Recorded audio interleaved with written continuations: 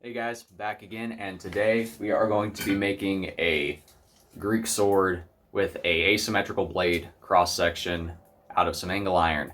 This is not typical angle iron. Most angle iron is mild steel. I got this from a local supply company.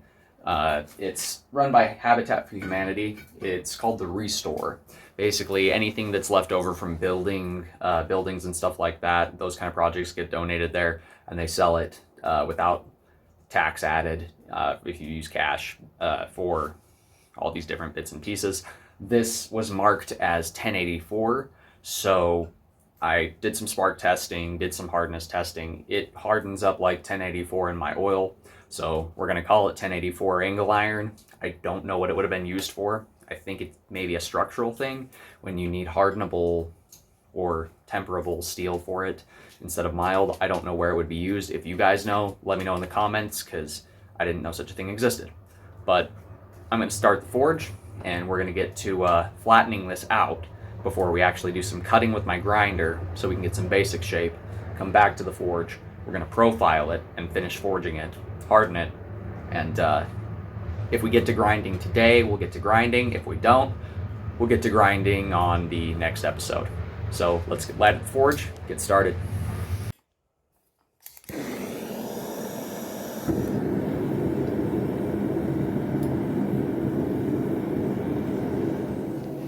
So as I flatten this out, I did want to mention that non-symmetrical or asymmetrical blade cross sections can be found in history. Roman gladiator swords sometimes had them. Some swords in the Philippines and in Africa had them. They're just not a common type of blade profile. So a lot of people look at it and don't really understand that, yes, that did exist at a time. I don't think they made them out of angle iron, though. They didn't have the ability to produce it back then.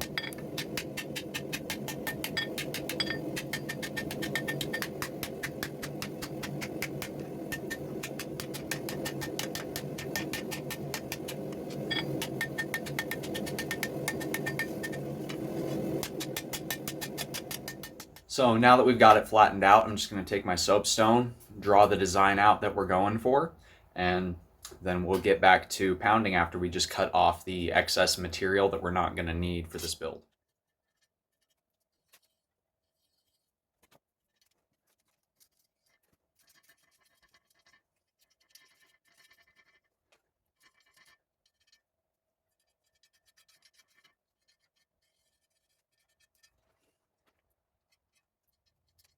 So now we've gone ahead and gotten that cut to a rough shape. I'm going to do a lot of profiling for the blade. It's going to have a little bit of curvature like a leaf blade up here. It's going to be kind of broad with an integral guard right here before the actual blade begins. I'm going to forge a guard later for it here, and either a pommel or just kind of a pommel block that goes on the end here as a weight, because this is going to be quite a broad short sword. Definitely going with a Greek or Roman gladiators sword. It's got a little swoop in it right now, but like I said, it's far from finished. So let's get it back in the forge, keep going. So the first thing I'm going to do is kind of work this tang over onto itself and kind of bring it flat into contact. And then I'm actually going to just forge weld the tang together into a solid piece.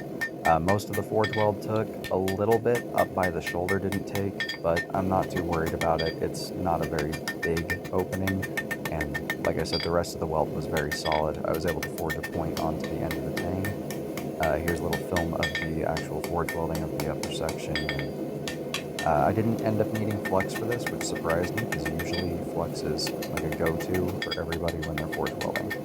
However, I was able to get this welded up and got a tang formed out of that little odd section on the end there.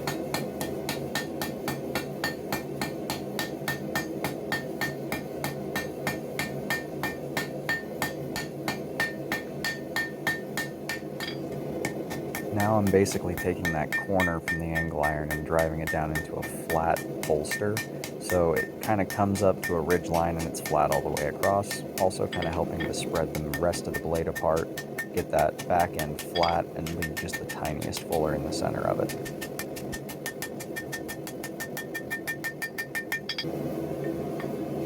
And now I begin profiling. This was a pain in the butt to profile since it was thick right along that center spine and fullard on the other side. It always wanted to bend in one direction.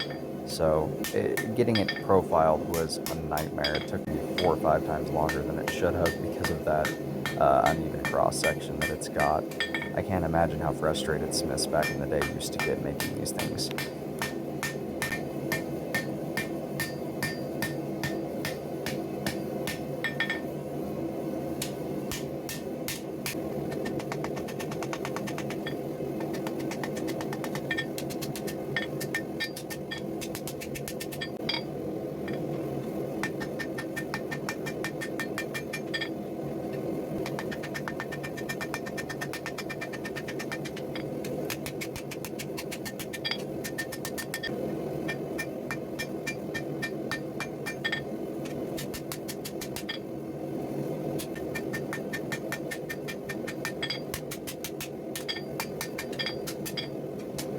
So here I'm just setting the shoulders for where the integral is going to be, basically a ricasso on the sword area that's not going to be sharpened. It's just going to be there as a dull area where blades would come in contact with it. That way you didn't have to worry about maintaining that section as an edge.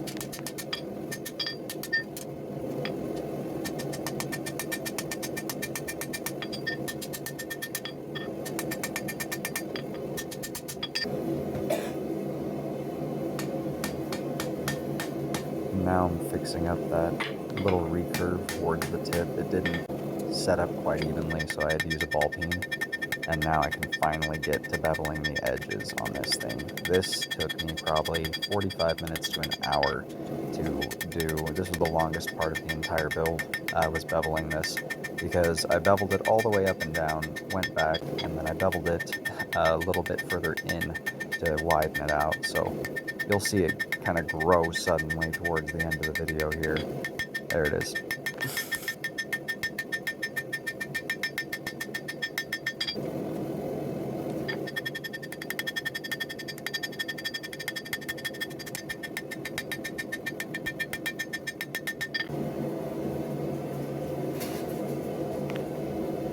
So now all I'm doing is just the fine tuning in the base, making sure everything's lined up.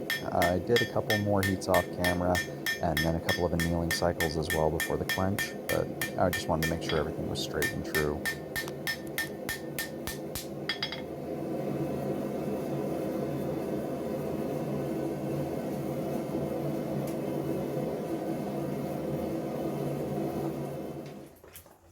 So this is what we ended up with. It's kind of bad lighting, that's my bad.